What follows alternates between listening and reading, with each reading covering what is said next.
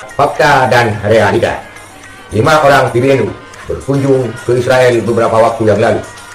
Khalil Yahya Stakuf, ketum PBNU, pernah ke Israel dan bersalaman dengan Netanyahu.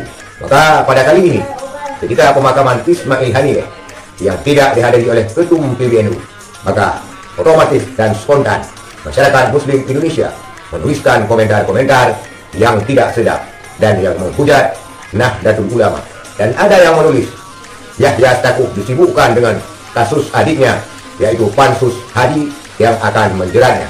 Dan ada juga yang menulis Yahya Stakuf sibuk dengan tambang dan lainnya.